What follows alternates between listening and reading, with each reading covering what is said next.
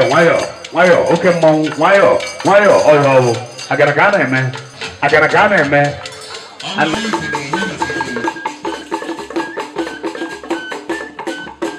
Ọdụ n'inyi mgbe niile, ịnọ n'inyi na-enwe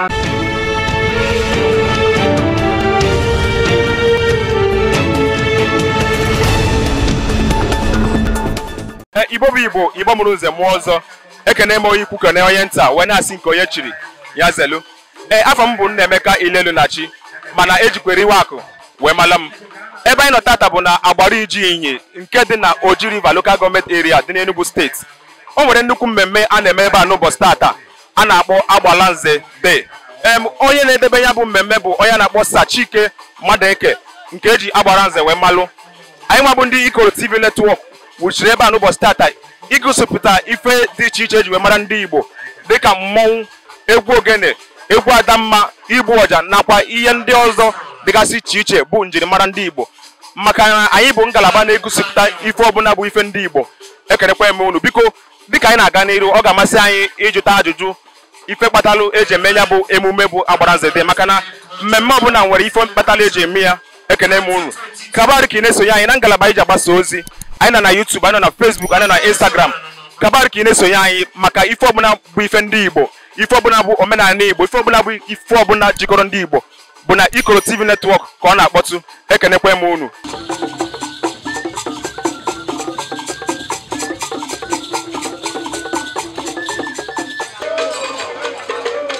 Paleti na ụmụ nwa gaba aga igwe ada asafo bụlụ ụzọ otie mmọnwụ n'izọ.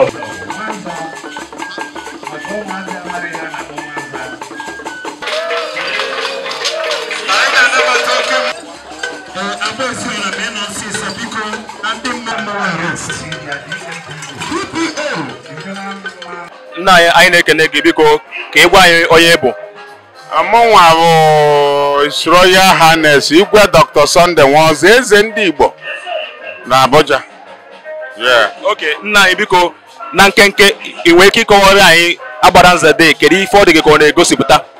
Agbalanze Day bidoro 2001 or 2 or 2000. Ọmụma bụ enyi igwe izizi nna aka ọjị la Agbalanze Day. Oge ahụ ọ ka nweghị igwe, ndị igwe ha na-abịa oge ahụ. Agbalanze Day ọlọgwọrọ ọnọdụ ka ọ bụrụ omenala maka na ọnwa ndị be anyị siri ihe ọma na agba ahụ ọ bụrụ omenala. Ọ bụla Agbalanze Day bụ ajọ ihe since 2000 jeru tata ọ kara ịkwụsịgo mana ụlọ hụrụ na-aga every year na-eme Agbalanze Day ọ ihe ọma ka ọ bụ. Agbalanze Day nwere ihe ọ na-akụziri ndị Igbo. Ọ bụrụ na ị bịa Agbalanze Day ma ị na-enwe BP ọkwụsị ọgbada ị ka nwetata onwe gị ilegharị anya na Agbalanze Day hụrụ ihe nkiri dị iche iche, ihe ngosi dị iche iche, ihe ejirimara obodo like ebe a tata ala ata igu. Anyị bụ ndị Igwe tara igu. Ndị nke ọzọ ndị abụghị echiche ala ata abacha, ala aṅụ ngwa, ala aṅụ nkwụ elu, ndị biya ala aṅụ, ndị waịn ala aṅụ. Ilefu anya hụ ndị na-agba egwu, ndị nhụta alọrọ onye bụ Agbalanze Day. Ọ ka obodo gbakọta ọrụ wee nwee aṅụrị onye bụ Agbalanze Day. Thank you. Nna anyị na-ekene gị biko kedu okwu ị nwere ike ịgwa onye anyị na-obi ya n'ụbọchị tata bụ Agbalanze? Nkwube tata ọ tegwo ngwabara ya okwu. Ọ bụ na nsị gị na Agbalanze Day agwara since 2000 ka ime mvụ ahụ wabara ọjị ebe a. Ile anya from 2000 ruo anyị mara m akwatachikwu okwu and lọla alụ ihe na-ekwu anya mere Agbalanze Day nji kadọrọ ndụ ruo 2022. Icheke how many years ị hụla ọtagwa ọjị mana okwu na-agwa ya onye jide ka oji maka na ọka na-emebe mma ọ na-aba agwụ ya ọlụrụ. Chike bụ mmadụ nna alọta ihe ọ bụ mmadụ mpaka ile anya anyị asịgụla onye a bụ Chike Madụeke na-eme Agbalanze Day. Ọ bụ ọlọsị ma ịmagwa ya ma ịma asịgụla onye solachi ma lọọ mmadụ nwere ihe ndị oyibo na-asịla mmadụ homely ọ dị homely and mmadụ nwe respect to everybody.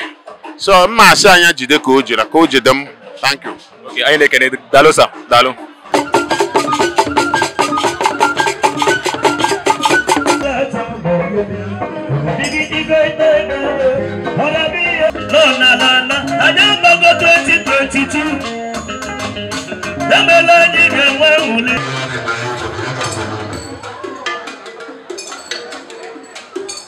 Ị ga-agwa na ya afa gị?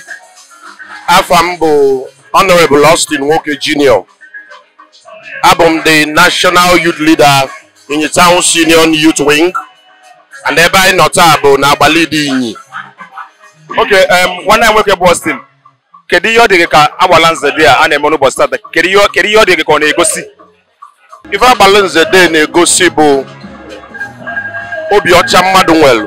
Agbalanze Otogoli yanwa bụ National President. Ebe m na-alụ ọrụ dịka National Youth bụ ngalaba ọchịchị Agbalanze. Ma tupu ọ bụrụ National President, ọ chịkọbalụ mmemme a na-eme kwa arọ ọbụla akpọrọ Agbalanze Day. Ọ na-eji ya bụ Agbalanze Day na-celebrate humanity, a reach out to the poor. Before today, a na-enwe mmemme ndị ọzọ a na-eme na-adịghị enwe ọtụtụ mmadụ na-abịa mgbe a ji enyelu ndị mmadụ aka. Emesezi ya tata, o gosipụta ka obi dị ya. O ji ya na-ekene Chukwu okike, kene Chukwu kere ụwa na o nyere anyị niile ndụ. Ndị niile ifuru bịala ebe a taa na ihe niile na-eme taa bụ ndị dị ndụ dị ruo na 2022. Ome ihe Agbalanze na-achọ ime bụ ọkpọkọta ụbọchị taa. O celebrate ya ihe ọma Chukwu melụ for a year. Ọ ya bụ ihe Agbalanze Day pụtalụ. Nwanne nwoke anyị na-ekele gị. Ajụjụ ọzọ wee bụrụ dịka Agbalanze Day anụwa, ọ bụ sọsọ ndị inyi bụ ihe na-ebe a ka nwere ndị si esi wee bịa? Ndị mba dị ebe, ndị mba nọ ebe a bụrụ ibu. Dịka m kwuru na mbụ, ọ na-abụ tupu taa enwere ụbọchị o ji enyelu ndị aka penatala aka. Oluzie taa ọkpọ Igbo na ụmụ friends and well wishers. Enwechara former local government chairman nọ here, ọzọ Gabriel Geb Onuzulike. Enwechara friends from Olo, from Achi, from Anambra, from Imo State. Ngọba Vava lụrụ mmadụ, vakali mmadụ ọgụ ili na ọgụ ili ise nọcha ebe a na-abụrụ ndị inyi. So ọ ya bụ ihe m chọrọ ime ka ị mara na ọ bụrụ ọsọ ndị inyi. Ị na-anya a na-enwecha ma side attraction, masquerade display. Ihe a niile bụ ihe anyị na-afụ na Agbalanze Day.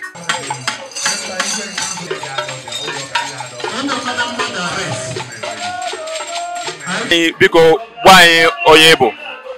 Mụnwa bụ His Royal Highness Igwe Ignatius Ọkpara, enyi nke izizi na-agbado enyi, aka ji ọfụ enyi niile. Okay, nna anyị biko na nkenke ị nwere ike igwe anyị kedu ife kpatara iji nọrọ ebe a n'ụbọchị tata bụ emume Agbalanze Day? Ihe ji nọrọ ebe a tata ebido taa kemgbe 21 years ago ka Agbalanze bidoro, championed by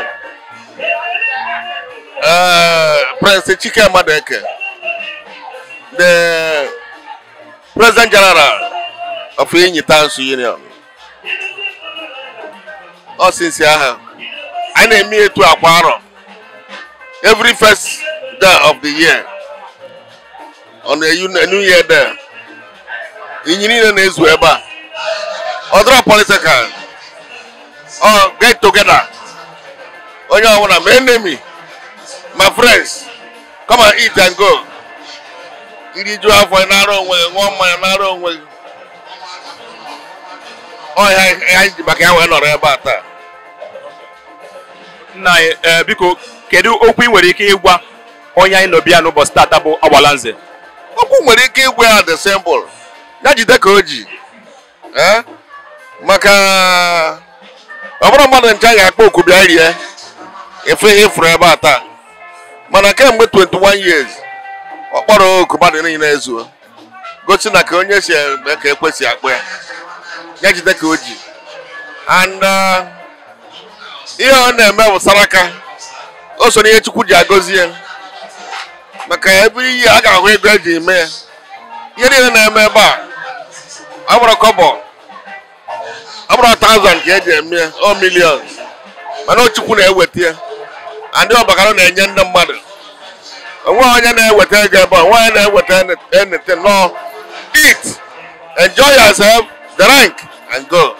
I make an Dalu, Dalu.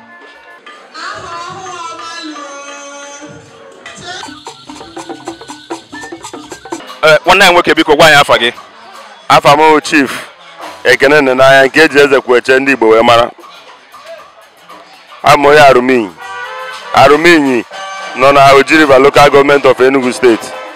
Okay, one night work because kedu ife kpatala iji wee bịa mmemme a tata a na-akpọ Agbaranze Day. Ihe nji bịa mmemme a taa na-akpọ Agbaranze Day na Agbaranze bụ mmadụ ọha. Onye nke anyị ọkwa somebody who na Inyinese and Oji River and Enugu State and Nigeria as a whole. Or somebody were clad, were people. Or somebody in the Marumama, na-emewe ọfụma. And Ka Maria as our President General PG Inyitan Union. Oya bụ onye dị in charge iji ọfọ ndị Inyi. As far as Enugu State is concerned, oya wa state government nwere ike iju ajụ gbasara ndị Inyi. O nwee ike zanwuo.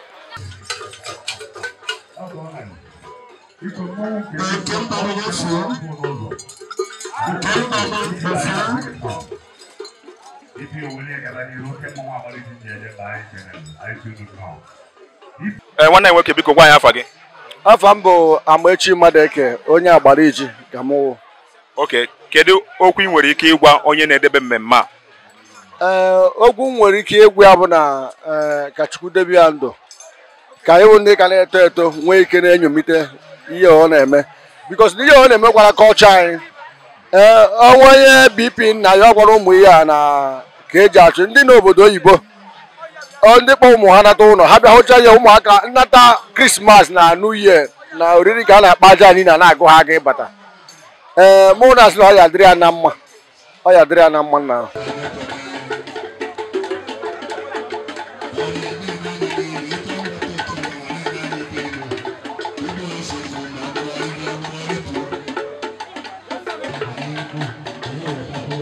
One night work because why Afagi? Afambo Honorable Barrister Sondora. Onowu ndị Igbo. Onowu Nkanozu. Onowu Igbo. Okay, one night work because why kedu ife mere iji nọrọ ebe a n'ụbọchị tata bụ Agbaranze Day? Ihe ndị nọrọ ebe a bụ na taa bụ Agbaranze Day. Ọ na-eme every year. Ọ na-eme every year. O tego ọtụtụ arọ gara aga ọ na-eme ya. And Agbaranze bụ ezigbo mmadụ. O illustrious son of Inyi. Nya kwa chairman, nya president Inyitan Union. Mana tupu enye anya, o ezigbo mmadụ na-ebe ka obodo gaa n'iru. A philanthropist, an industrialist, an achiever, name it. Oya ka nji nọrọ ebe a maka onye na-eme ka nna ka nna akpọ yi m. Maka asị na ejebe ajụjụ asị ma akapịrị ọnụ ọ na-adị ka otoro. Agbaranze bụ ezigbo mmadụ onye ka nji nọrọ ebe ọ na-eme ya arọ ọbụla. First of every year ọ na-eme ya January. Anyị na-ekene gị biko na-etufughị oge biko gwa anyị ife ịbụọ ma ọ wee tọbụ ihe mmụta na Agbaranze Day. Ihe mmụta na Agbaranze Day bụ na it brings foster unity in the town. It brings about development. It brings about peace as well. Maka ebe anyị na ebe a o nwere onye na-anụ ọgụ. Obi dị mmadụ niile aṅụrị. And it teaches the children how to educate the culture. Ibe na obi onwe ya dịrị ebe anwa ma ọkụ inyi nji ata nka mgbe iko mme ndị chi na-echibata ha hụcha ihe ndị a obi adịghị happy onyanwa.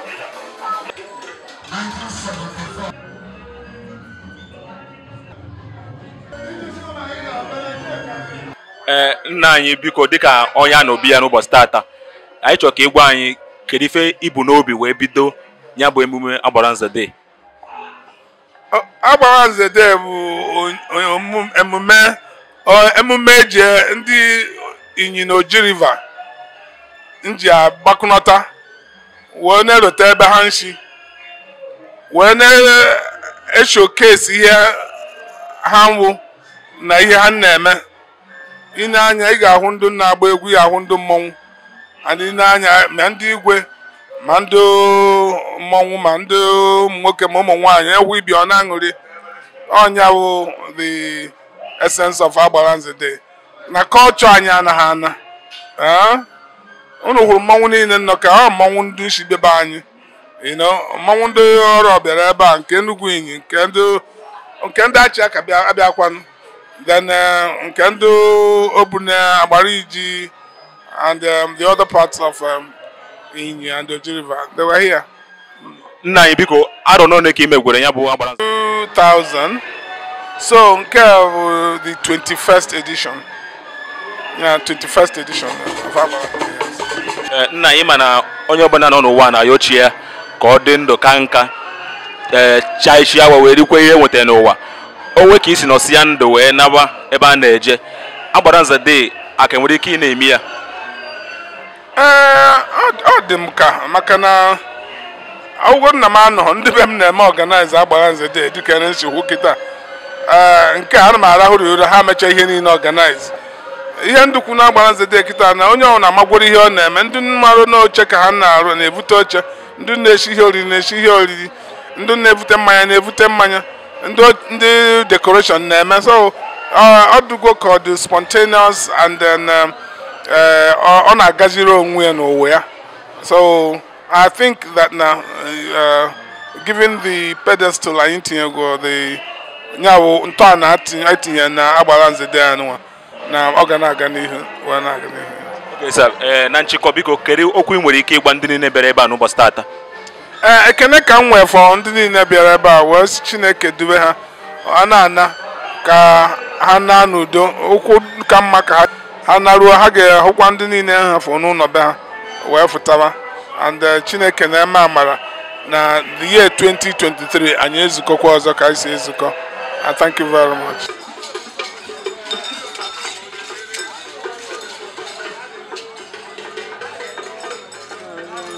Ayo, BPO ngayo.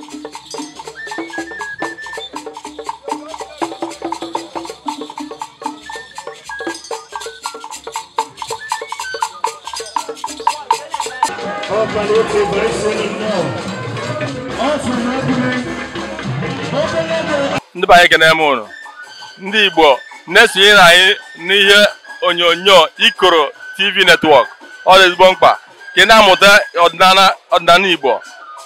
Anyị ekene m unu jisi n'ike n'ihe ọrụ na-arụ ọ dị anyị mma.